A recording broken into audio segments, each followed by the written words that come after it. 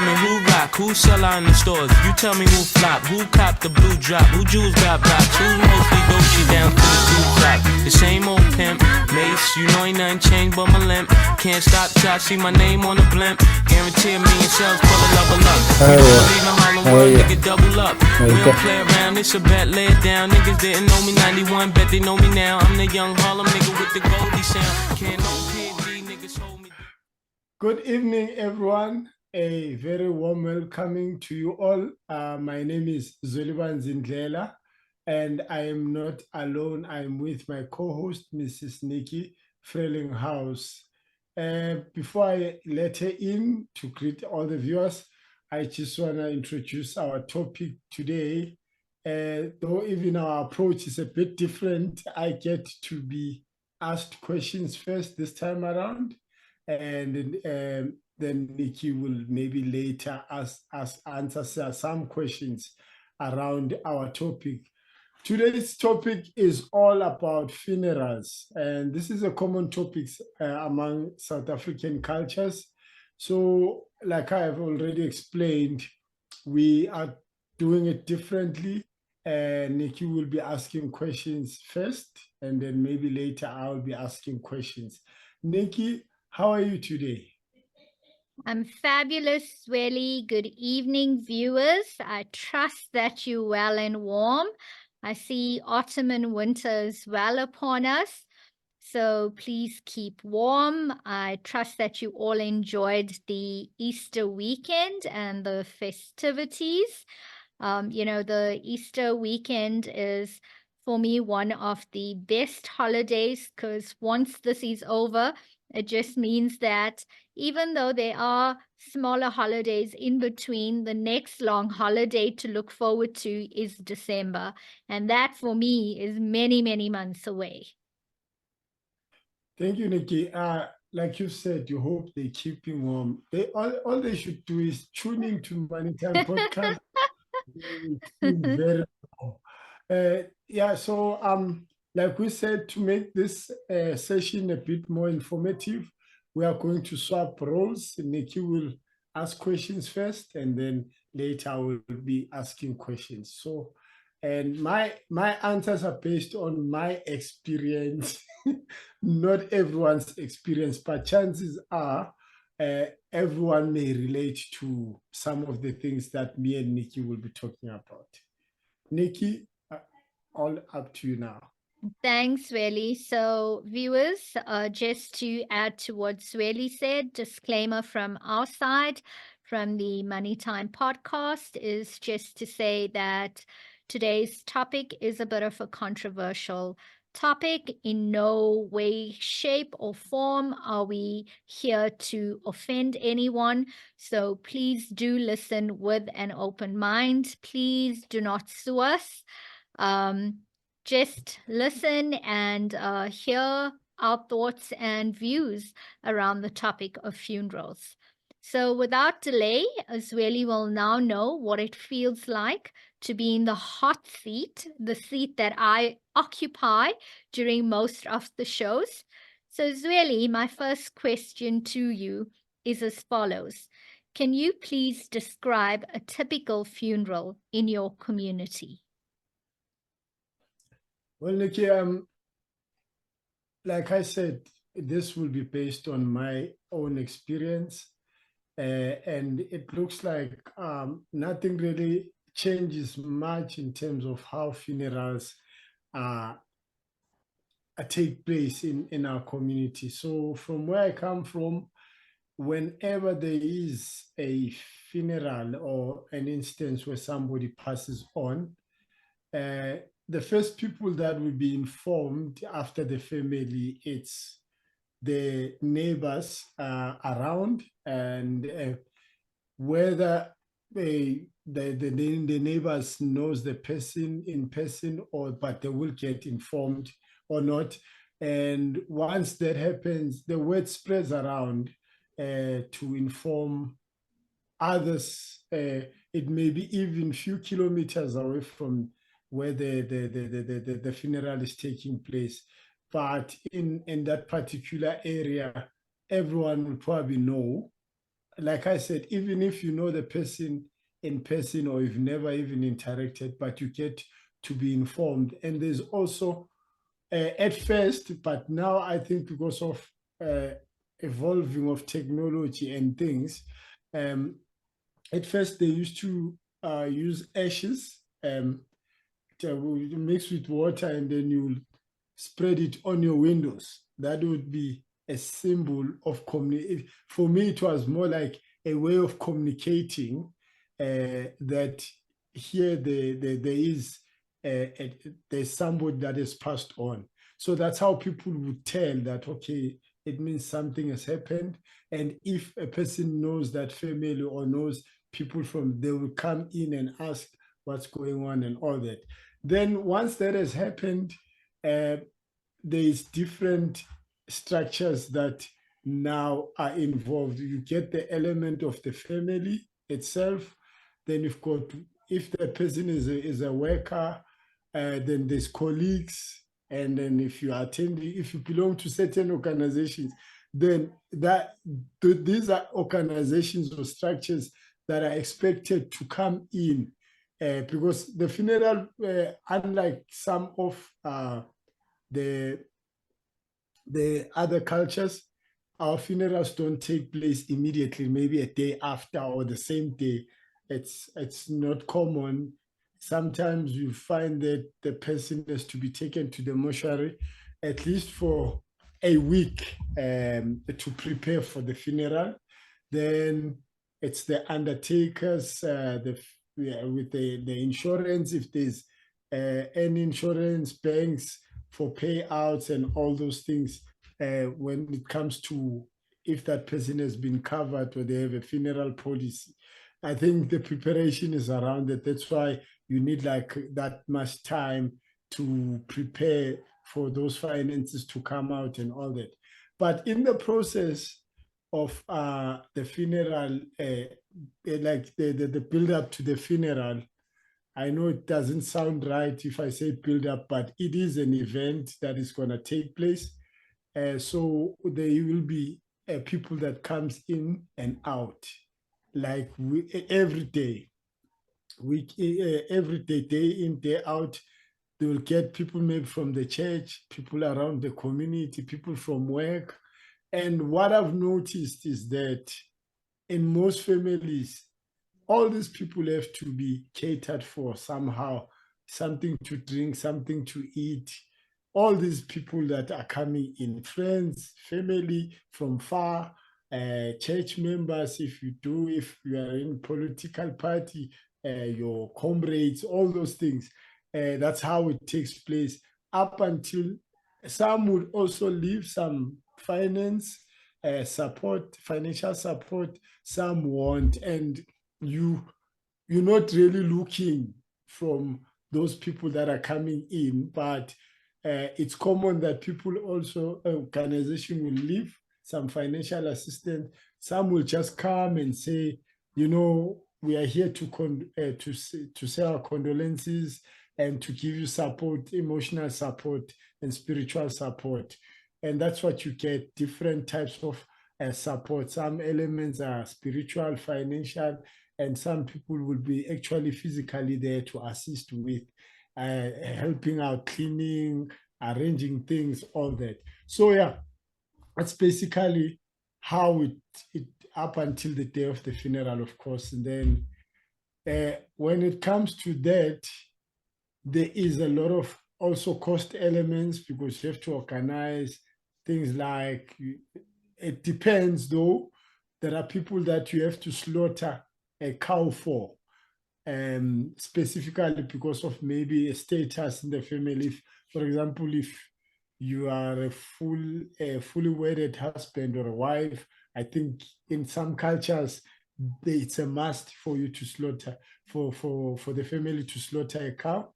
But some instances they don't. In for other types of different levels of status in the family, there is choices when people wouldn't slaughter a cow. Nowadays, also because of time and looking at making things easier, some people don't even slaughter cows. They go and buy meat from the butchery.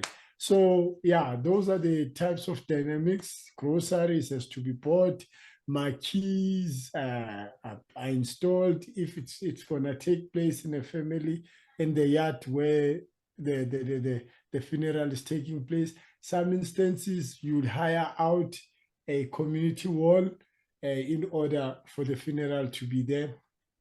But those are cost elements that I'm trying to show, because this is more about why we are here to look at that more than anything. So yeah, and then yeah, the funeral takes place and the day, and then people come back and then they'll have something to eat. Sometimes it is a feast, Nikki. To be honest with you, in most instances, people will line up like you dish like in a form of a buffet, but it depends on how well financially you were prepared for the funeral. And yeah, and you you don't expect in you don't expect less than 100 people. Most instances we're looking at 200, sometimes 300, sometimes 500, depending on how well known you were. Some instances thousands of people will flock into a funeral. So yeah, that's basically how it is. Zweli, thank you for this rather detailed explanation. It was very insightful. I didn't want to interrupt you as you spoke because you were just in the flow of things. So thank you so much for sharing. And as I heard you speak and describe this, I can see a few commonalities in relation to Hindu funeral services as well. So thank you so much for that. Now, during the conversation, you made reference to financial elements or financial aspects around the funeral. Can you tell me more about how that works? Earlier on, you mentioned sometimes people will come in, some offer emotional and spiritual support, other offer financial support.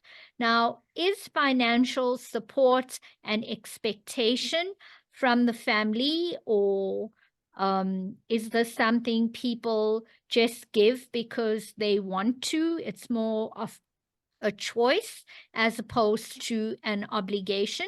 Can we just unbundle this? Okay. Well, it depends.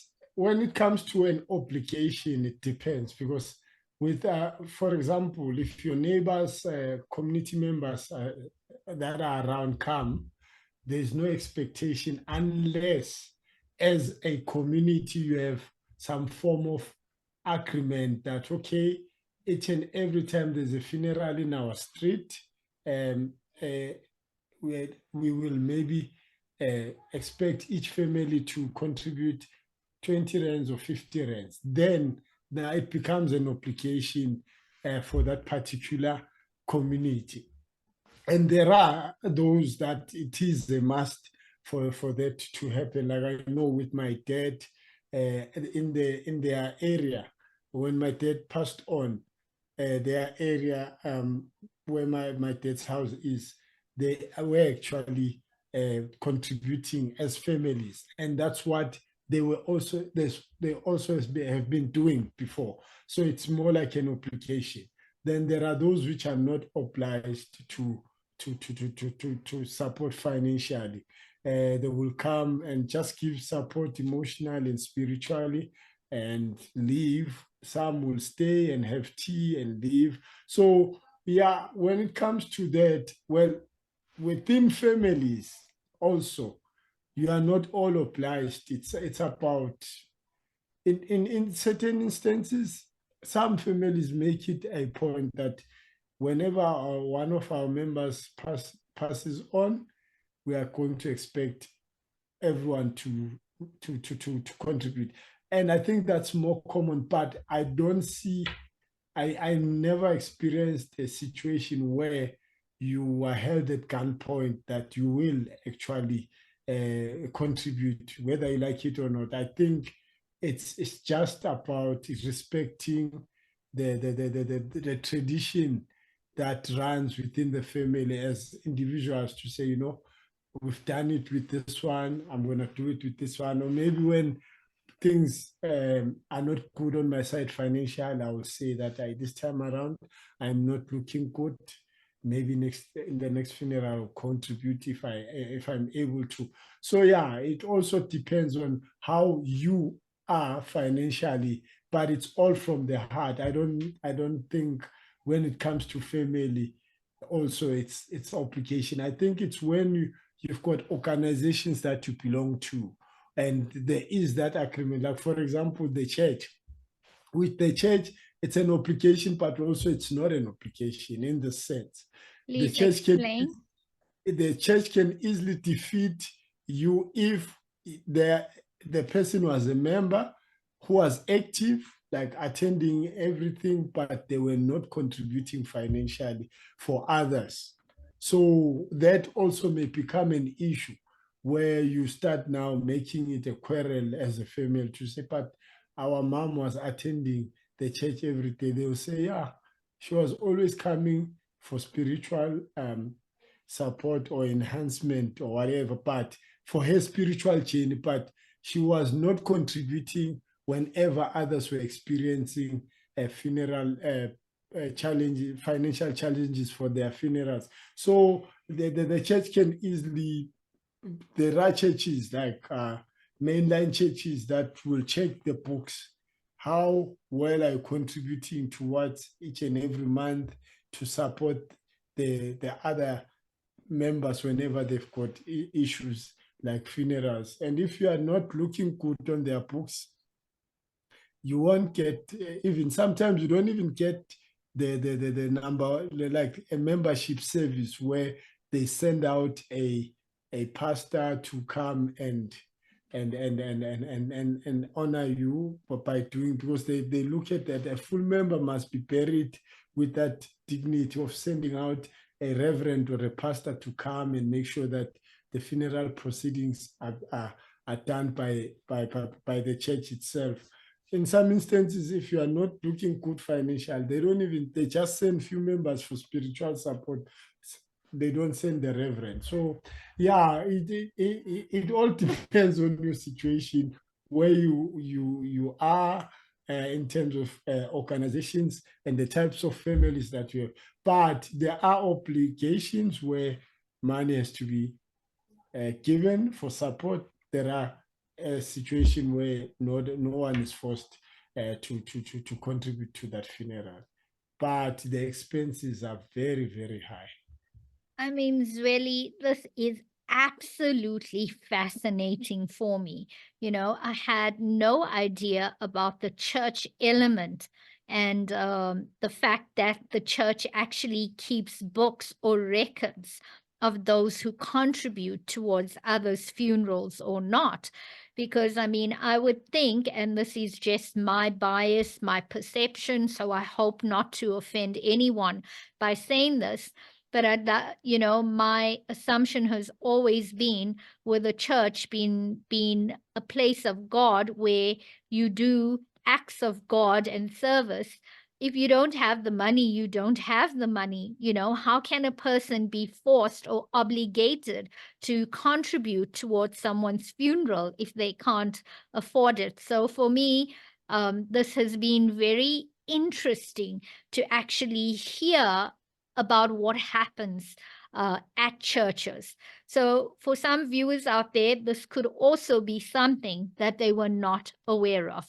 Sweli, during your feedback on a few occasions now, you have alluded to the financial aspect, and you just closed your last comment saying that the cost of funerals are very high, right? Now, what happens in a situation if there's a situation where someone's mom or dad has passed on and they are in a bad situation financially, and they've made no provisions for a funeral service, or they cannot afford to pay for a funeral service? Has there ever been instances like that? Are you aware of what a person would do in a situation like that? Well, can you repeat the question again, Nikki? Sure. Because yeah. So, Zweli, let's take an example where someone's parent has passed on and they haven't really made prior financial provision for one or both parents passing on, and they are in a dire financial situation and the parent has now passed on.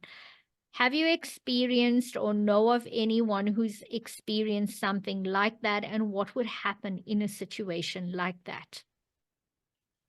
Yeah, well, I've experienced that, and in in my experience, the fortunate thing was that the family in that situation was there to give full financial support to that situation, and the person was buried with dignity. So there are instances where even some community, because like I say, Nikki, these situations will differ.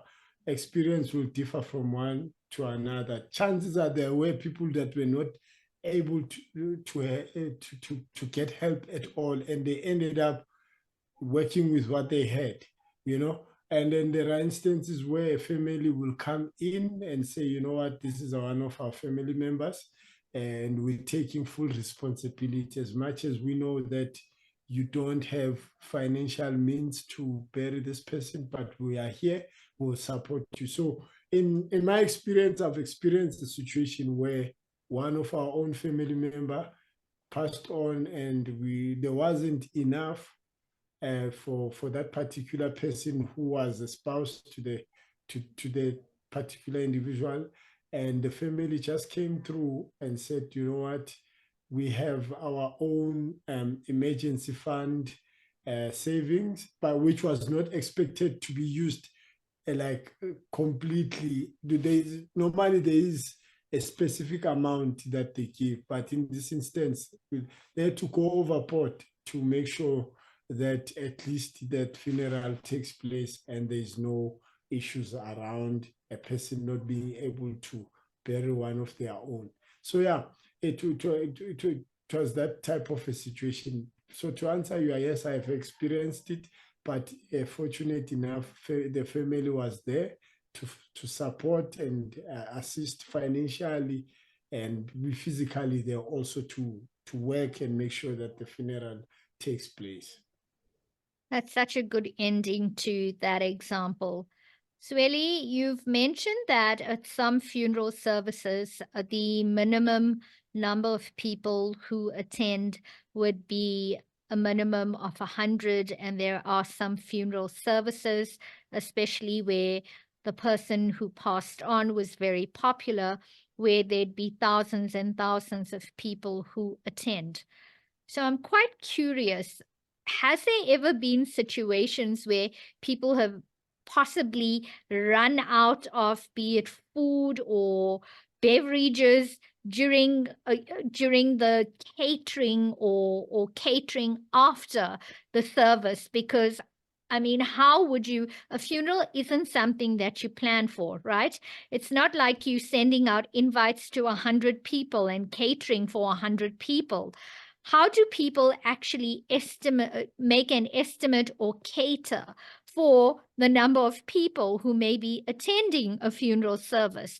And this would be everything from food to beverages. You also mentioned the erecting of a marquee tent, that type of thing. I'm just curious. Well, funny enough, I don't think you can really tell. You can never, because there's no RSVP issues and there's no invitation. So you, to a point, let me just give you a typical example. To a point where in our community, we find that the person was going somewhere, minding their own business, and they pass a house that they know, that I know somebody here, or I'm a person that lives around here. They will just go in and form part of that funeral without feeling bad or feeling guilty. And also, even because no one is expecting a specific number of people, it will be just normal, they won't even be recognized that you were not coming to a funeral. Even your dress code doesn't say that. But I'm just saying that it's difficult to estimate. So, but to answer your questions, in most instances, you run out of food. In most instances, you run out of food, beverages, but people understand that it's that type of a situation where maybe um, there wasn't enough, and I think some don't take kind to it, some understand, because I feel that there shouldn't be issues around that if people understand why the real reason For why they are there. sure.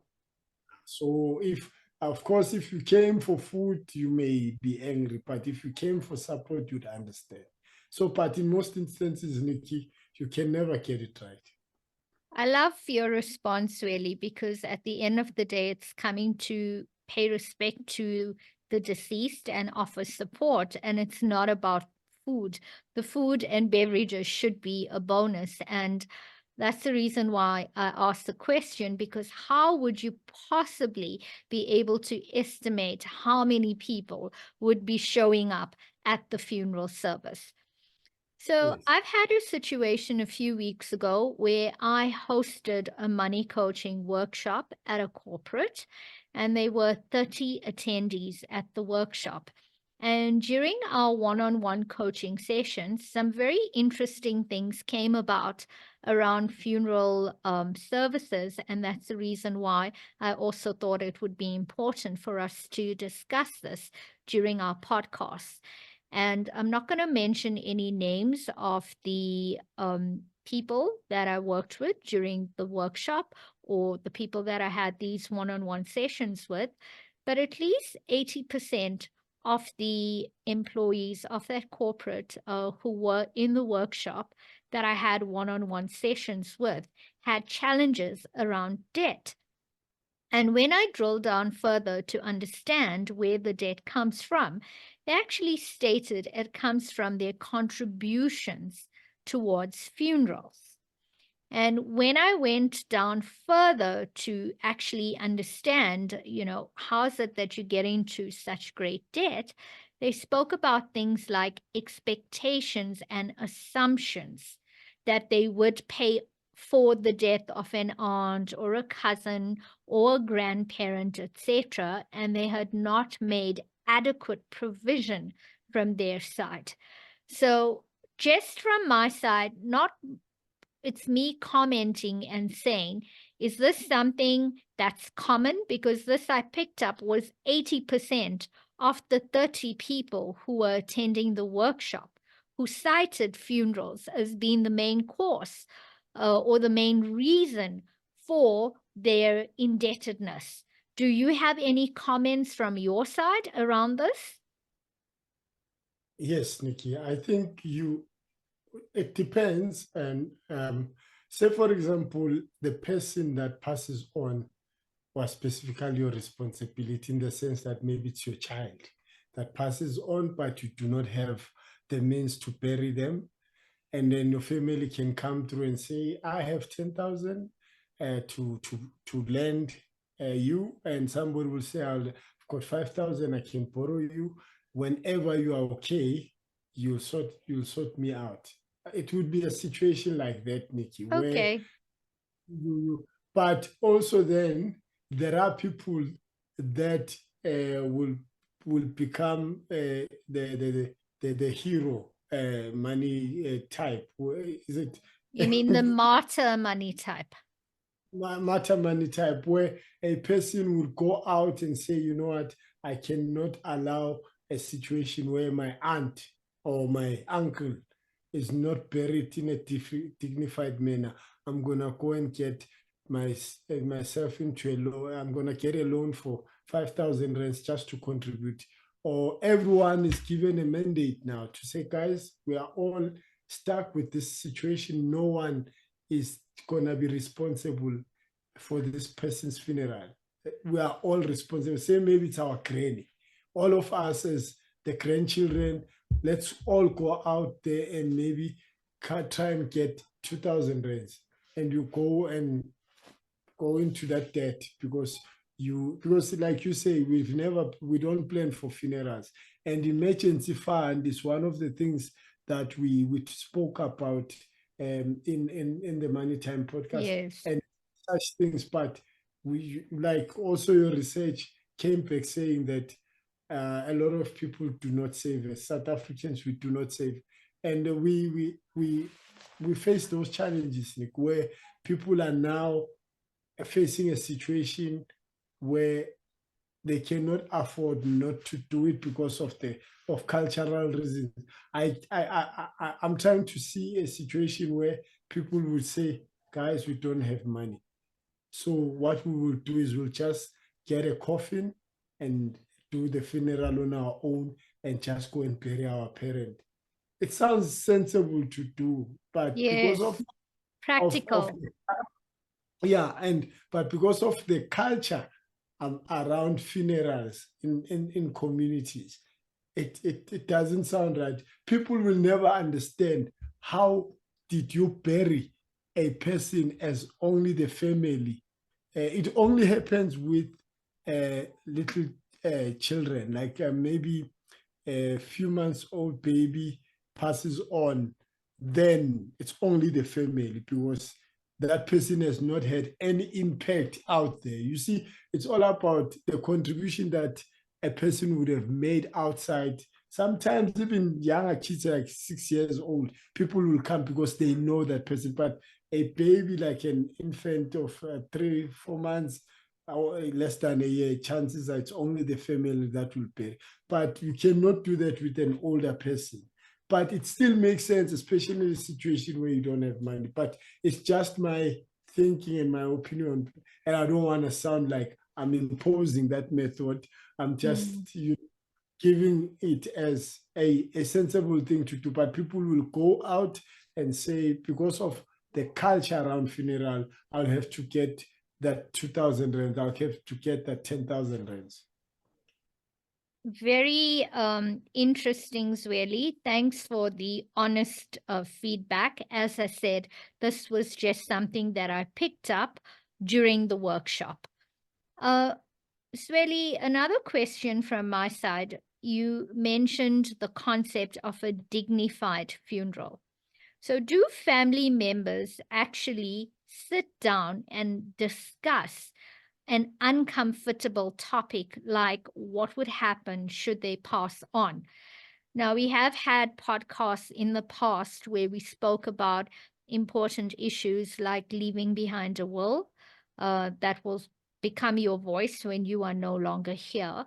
But when it comes to funerals and utilizing your word, a dignified funeral, are there any discussions around immediate family members or extended family members around what a dignified funeral would look like? Who would you have attending the funeral? Would there be something like a tombstone unveiling a year or a few years later? Are there any other specific arrangements that are required? Can you provide any commentary on that? Yes, Nikki, on that one, it's also dependent on the situation itself. In some instances, families, whenever there's a funeral, they will call everyone to say, this is a funeral, there is a funeral, there's a death of a family member, and we all know that maybe this is the responsible person that would be the lead in terms of maybe telling us, they'll want to hear from you, say, I've lost a child or I've lost my wife. They will want to hear from me. What is it that you are foreseeing with this situation? Do you have any financial backing, maybe any policies that will cover the funeral? Then I will give my response. Yes, I do. Then I'm covered on all angles, all maybe that you can do is to support me and physically be here, and a situation like that. Or in a situation where you say, I've only covered my wife for like 20K, payout, we all know that then maybe that is just enough to get you the package from the funeral parlors. And then it means there's groceries and all that is still required. Then everyone else would. But you know, this concept, I use the word dignified because of also these adverts that you come across where they tell you about a dignified funeral. For me, it's just a term that I use because it's common now to say this is a dignified funeral. But it depends on each family how they look at that. It could be a dignified funeral for somebody else. It could be just not inviting, but letting people that are very close to the person who's passed on, and then just making sure that you provide on the day whatever sandwich and drinks, and then also you make a basic package for a particular coffin and those things. And maybe with that 20K, you are able to cover everything.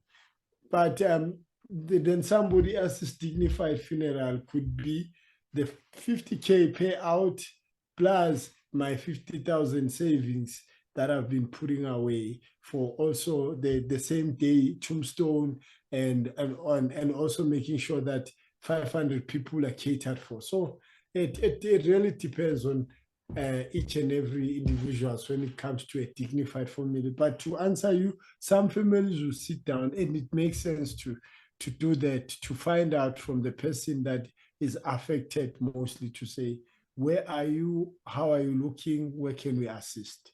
And yeah. So thanks for that, Zweli. Just to add to my question, your response is more around when a person has passed on.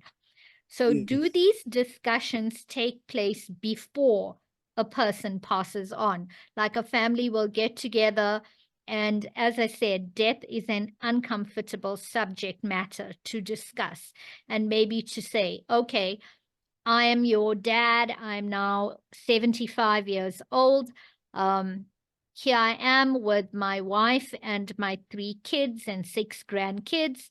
I just want to speak about what would happen in the event of me passing on, and how I would see my funeral service taking place, etc. So my question's more around prior to a person passing on.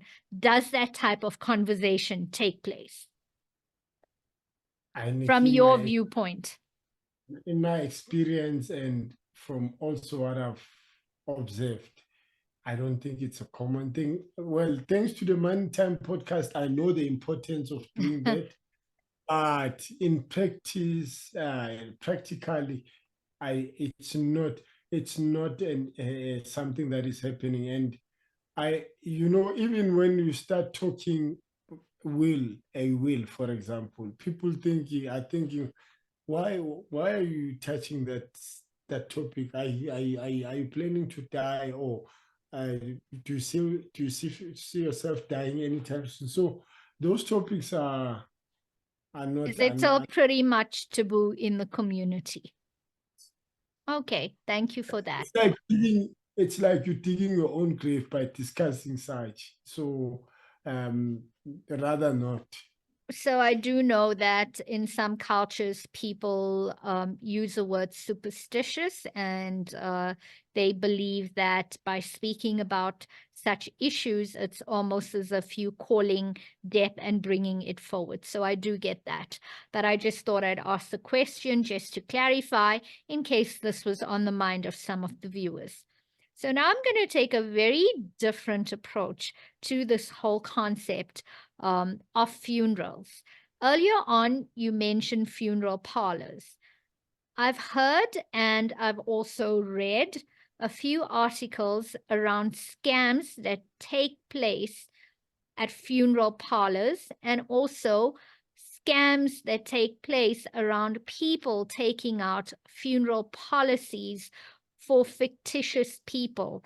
And one of the names that comes to mind is the infamous case of Rosie Ndlovu for her life insurance and funeral policy fraud. Do you have any comments around that? Have you heard of anything? Have you read anything around such scams? Well, I've heard and read a few things. You know, I don't want to lie and say I read a lot, but yeah, I've heard of those. But also, I know that within family members, you'll find that in in some instances, a person would say, "I want to cover somebody for 20,000 funeral policy," and then comes the day the person passes on, the person will go and get the certificate, that certificate copy, go and get the claim. 20,000 is paid out, and they just go and contribute 5,000 rands to that towards the funeral, and they pocket 15,000. So you can imagine that there's a lot of different types of scamming within family members and within funeral parlors. So it's just a bad game, but yeah, it's real. It's there. It happens, Nikki. That is so outrageous to hear. But personally, being part of the financial services industry, I do know of quite a few cases. As I've mentioned, the Rosie Ndlovu case is a very popular case that highlights life insurance and funeral fraud. Zweli, thank you for sharing your heartfelt experience with us. Is there any issues around funerals that I can assist you or the viewers with? No, I think, yeah, there are. And yeah, thank you for allowing me to share my experience. Like I said, a few people will probably relate with what I said, but what I said, it's only coming from my own experience. It's not any source that I've read or anything. So if it doesn't sit well with any of the viewers, I do apologize, but it has nothing to do with maybe trying to be malicious to somebody else. So, Nikki, I've got a few questions, not a lot, about 3 or 4, Okay. just on the financial aspect, because they sound very familiar, but because you are more experienced in the field of finances, I thought, let me just ask them. Okay. How can one plan or save for funerals? So you've touched on this earlier on with some of your comments. The most common that we all are aware of is funeral policies. Now, funeral policies have their pros and cons. Why do I say that? Funeral policies come with a 6-month waiting period. So if you, for example, Zweli, had to take out a funeral policy for your wife, and it comes with a 6-month waiting period, and that is mandatory across with all insurers. And if your wife passes on prior to the 6-month period, the reason why you took out the policy would not be fulfilled, right? Because you've taken out the policy to pay for the funeral service of a loved one. So in a situation like that, you find most insurers tend to refund the premiums back to you, but ultimately you were looking for the bigger lump sum payout. So that is one of the cons around a funeral policy. Also, certain insurers, depending on the amount of cover that you requesting, may have waiting periods or exclusions. So these are all things that when you work with a certified financial planner, they can guide you on. So that's some of the cons around funeral policies.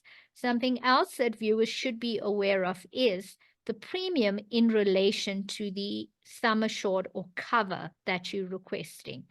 So it doesn't make financial sense for you to pay 2,000 rands per month for funeral cover of 10,000, because in 5 months' time, you would have paid premiums which would amount to 10,000. So how would it make sense to pay such a high premium for that amount of cover? So always make sure when you are taking out cover, there is that correlation, or there is the benefit of your premium versus the sum assured. Now, in my line of work, it's not uncommon when I work with clients and I go through their portfolios to see that they have got a few funeral policies in place. And when I look at the premiums versus the sum assured, they've literally paid off that funeral policy 4 or 5 times over without actually seeing what premium they were paying versus the sum assured.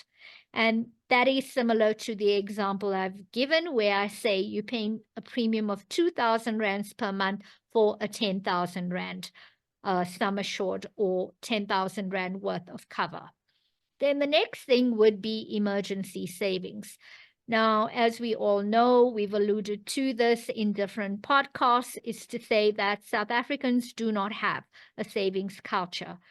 One of the ways people can try and reserve or plan or accommodate for future funerals would be by putting money away and knowing that that is specifically for a fund to cover funeral expenses in the event of loved ones or close family members or friends passing on. And you can save these monies, be it in bank deposits or a simple unit trust. The other way that I've seen that has worked quite well is funeral stokvels. So you've also mentioned, Zweli, an example where when in your dad's sort of community or where your dad lived, there was expectations from everyone on the street or agreements that were in place that you would contribute should someone pass away. Now, similar situation with a lot of funeral stokvels where everyone contributes, and when it comes to your turn, you have a lump sum available. It doesn't mean someone has to pass on at that point in time for you to utilize it. No, you just take that money and you keep it away in the event of someone passing away in the future, then you'd utilize money from there. So that's also another common way. Another way to obtain funds for funeral services, which people may or may not be aware of, is that certain insurers, when you take out life cover policies, they do offer as much as 10% or a minimum or a set amount of, for example, 50,000, which becomes available to a beneficiary within 48 hours in the event of death. So here, once again, speak to a certified financial planner around this, because this could also be a quick fix in the event of someone passing on. So these would be some of the ways that viewers can plan or put money aside in the event of people passing on and having to contribute for funerals. Thank you, Nikki. I don't think I want to go into what you've went into, because I think you've explained it very well, and I think I've had a lot of answering to do today, so I'll just go into questions. So here's a tricky one, Nikki, and like when you started, you did say, this is a very controversial or very sensitive topic to have. And even the last question that you had for me, I somehow indicated that not a lot of people practice this thing of talking about that in an event I die type of a talk. So how can one respectfully speak to family members around financial expectations for funeral? Very tricky question, rightfully so, Zweli. Now you're putting me back into the hot seat here. Because we come from cultures where elders are respected and we have a hierarchy in terms of how we communicate and how we discuss family matters, this becomes a bit tricky or challenging when it comes to cultures, certainly my culture, and I would assume the same in your culture as well. And also coupled with that, people don't like to speak about matters like death, be it superstition or whatever their perceptions or biases are around the subject of death. So being a tricky situation, what I often guide clients to do is, when you're in a family setup or a gathering, respectfully say to the elders or the family members, there is a topic that I would like to discuss. It is a very sensitive topic. Can you allow me 5 minutes at the monthly family meeting, or 5 minutes off your time just to discuss this particular topic?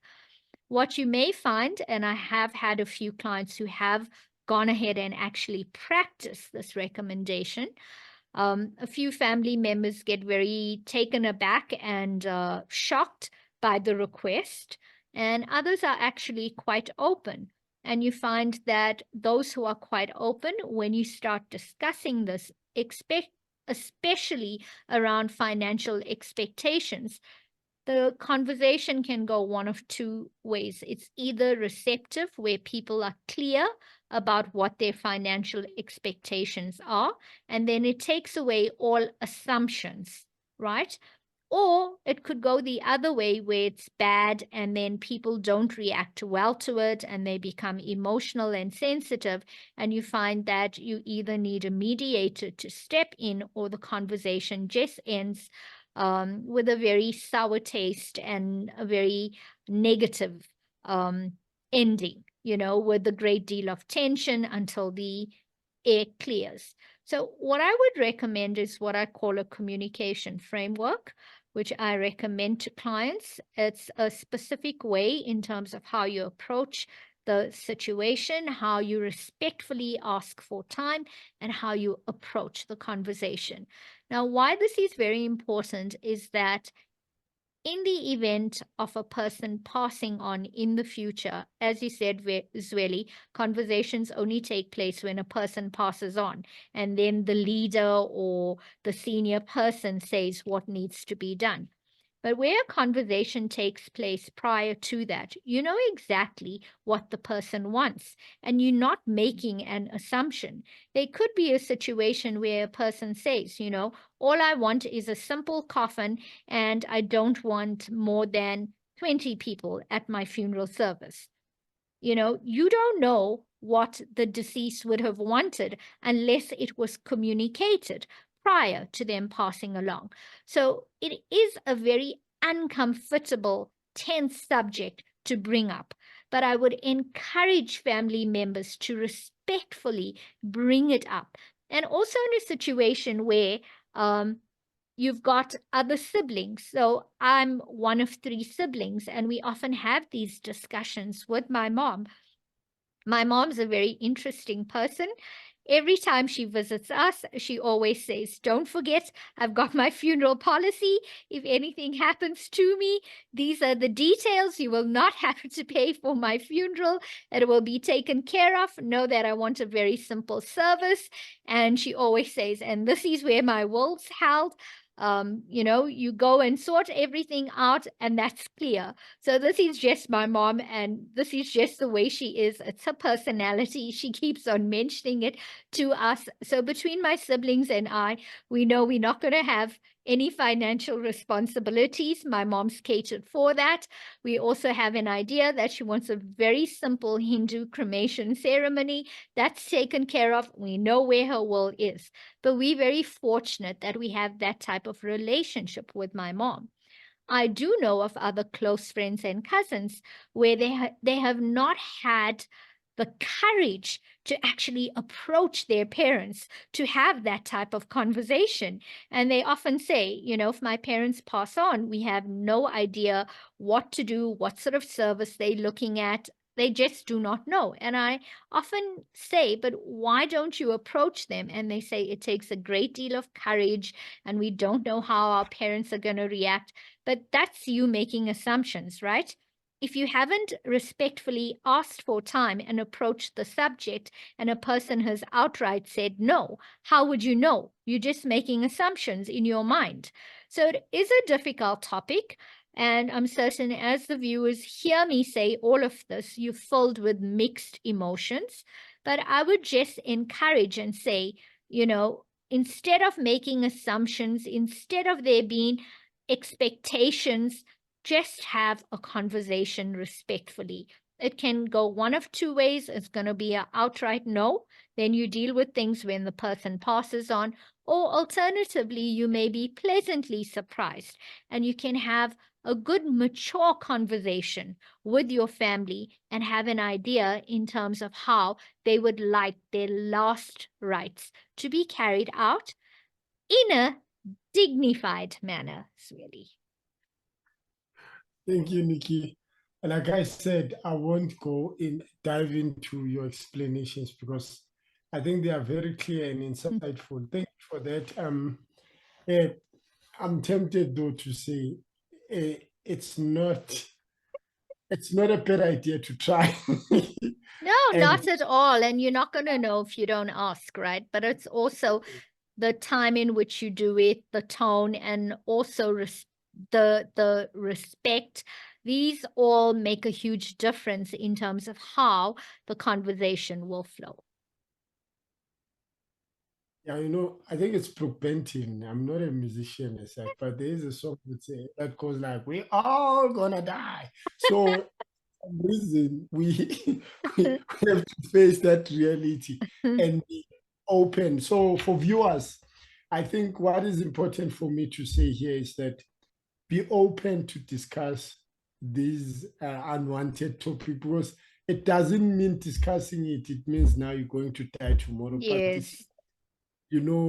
giving others the idea of what they need to do whenever you pass on. It's not a bad thing to say, guys, I don't have a policy, I have nothing, I can't afford anything. When I die, just know that I have nothing. It's not, at least you are communicating so that people know. But That's true. And you can prepare knowing that the person does not have anything.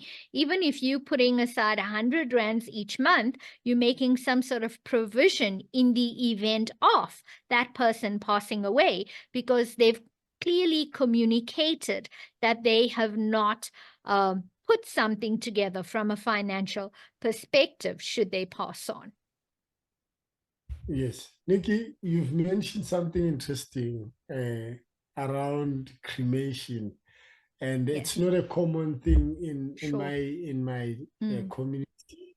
And I think from the cost element, that's what I'm interested in. Are you able to share like insight about different types of funerals Sure, from other cultures? sure. So I'm Hindu, so I'll just share how Hindu funerals take place.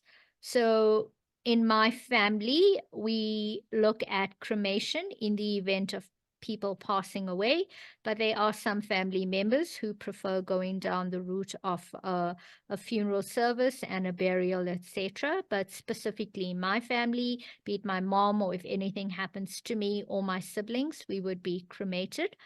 So, as Hindus, we believe that when a person passes on, the soul leaves the body. So, all that's left is a body, and your soul has ascended.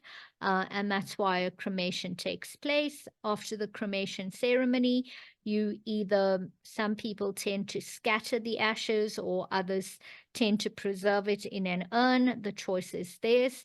But from a traditional and cultural perspective, we do have a period of mourning, which is generally a period of between 12 to 14 days. And this depends on your gender, whether you're male or female. And the whole idea during the mourning period is to pray for the soul of the person who has passed on to reach ascension and to help that soul on its journey as it transits to the next level, wherever that may be, right? Because none of us have been to heaven or hell, so it's not like we've come back to be able to give feedback on that. And during that time period, there's a prayer that takes place, so very much like your church services, where people are engaged in prayer to support the soul that has departed. And also there's some religious prayers and offerings that take place. And there's also something that takes place within a period of 6 months and 12 months, just to help the soul on its journey. And that's it.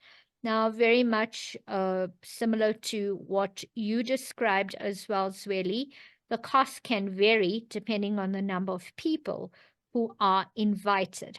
So there are cases where people just show up uninvited, but there are cases where people are actually extended an invite, especially for the religious prayers that take place within a 6-month period and during the 12-month period. That specifically invites because people need to know the date. And those are times when you can actually, from a financial perspective, cater based on the number of guests that you are inviting. Now, one of the bonuses about being Hindu is during our funerals and when we have these religious ceremonies, we are vegetarian. So, paying for veggies is nowhere as expensive as what it may be to slaughter a cow.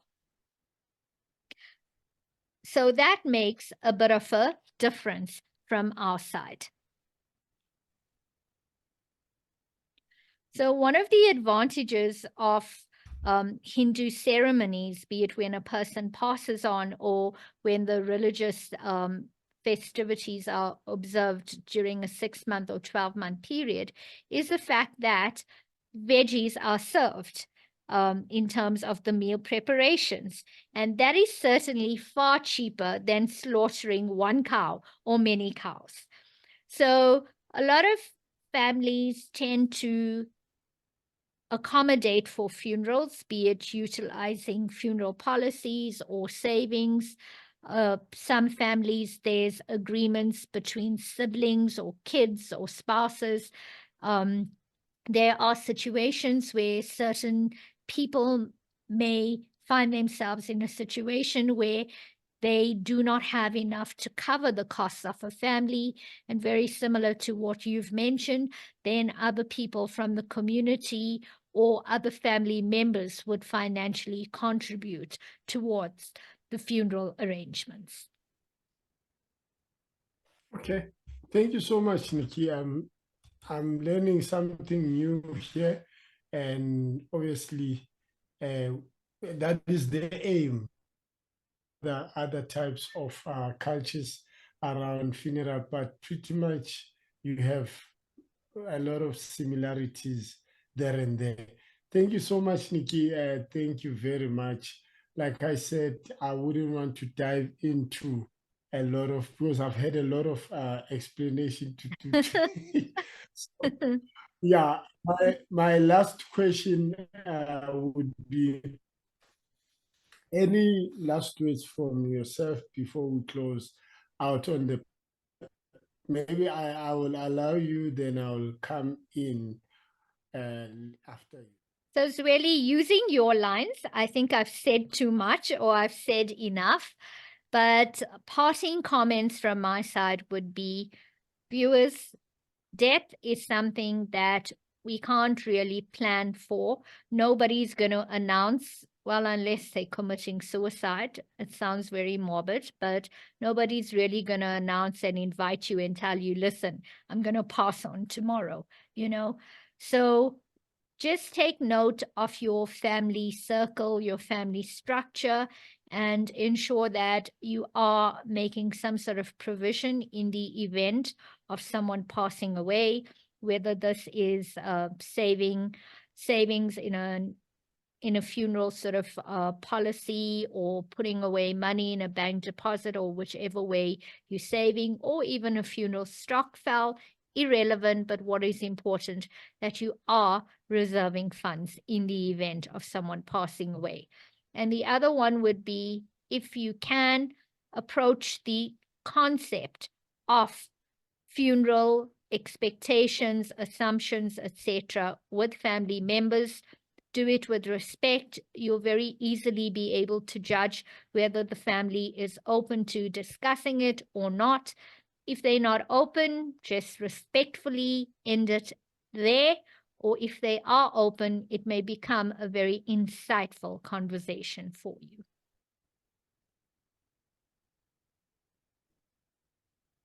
Thank you, Nikki. There you have it. For me, my last words is thank you, Nikki, for the topic. And I think for the first time, I don't have closing words because we've said a lot here.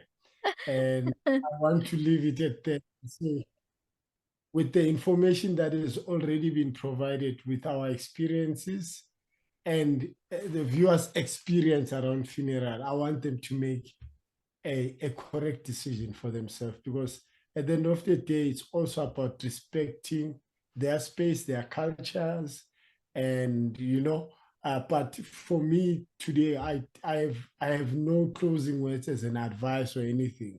All I can say is refer to this wonderful episode and take whatever that we've said and compare it with your experience and try and balance things out. That's me. And I know that you have some words to say before I close. So I'll just give it to you. Sure. So, Zweli, we're discussing a very sensitive topic today, being all things funeral. So, in the spirit of this, I think it would be quite respectful for us to actually dedicate this podcast to all the loved ones who are no longer with us, and to take a few minutes to observe silence to honor those who are no longer with us before we close out the podcast.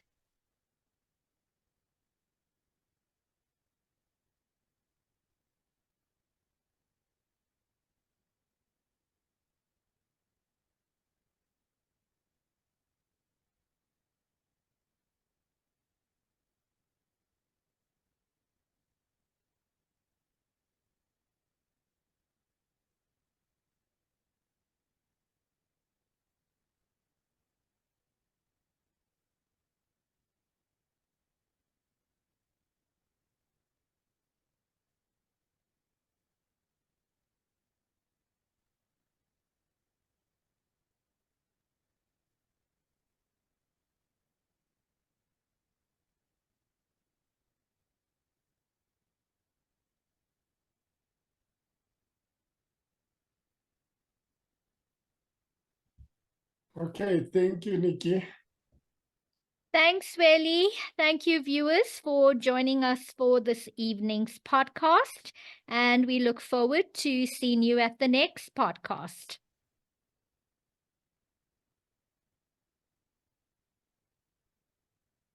Thank you. Bye. Who Jews got back? Who's mostly Dolce down to the two top? The same old pimp, Mace, you know ain't nothing changed but my limp. Can't stop till I see my name on the blimp. Guarantee a million sales, pull a level up. You don't believe in Harlem World, nigga, double up. We don't play around, it's a bet.